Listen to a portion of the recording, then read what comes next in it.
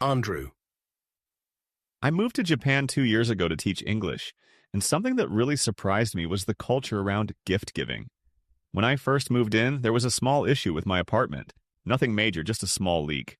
But to my surprise, my landlord gave me a beautifully wrapped towel set as an apology.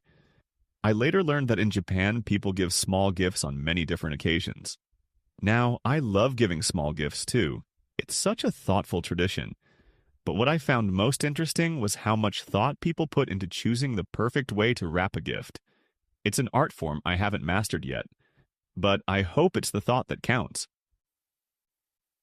Erica.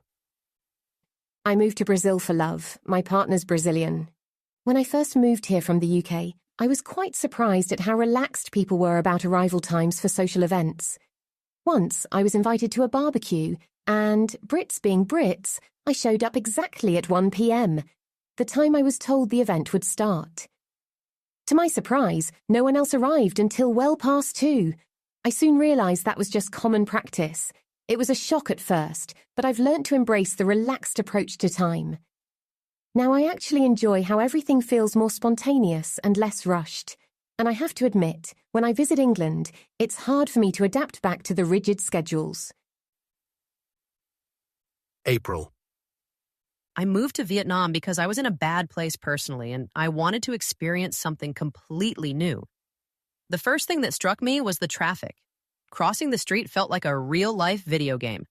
There's a constant flow of traffic, so you just walk slowly and trust that the scooters will swerve around you. It was terrifying at first, but you get used to it until you don't even think about it anymore. Now, whenever someone from the States visits me, I can't wait to see their reaction when they experience it for the first time. It's so much fun. Cities here are so vibrant and full of life. I love how people gather at little street stalls, sitting on tiny plastic stools, chatting over steaming bowls of pho, a fragrant noodle soup with fresh herbs and meat. There's an energy in the air. Music, motorbikes, the scent of grilled meat. Life here moves fast, but in the best way.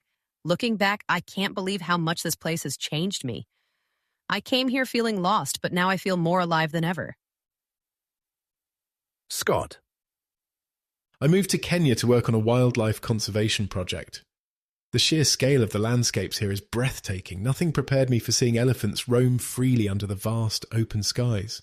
But what really surprised me was how much people rely on community. People's lives here are deeply connected, whether it's families sharing meals, neighbours looking out for each other, or strangers offering a helping hand without hesitation. Once my car broke down in a remote area, and within minutes, locals came to help, chatting and laughing as they fixed it. It was such a contrast to what I was used to. Back home, I might have been stranded for hours, waiting for roadside assistance. This sense of togetherness has changed how I see life. It is a reminder of how much we miss out on by living so independently.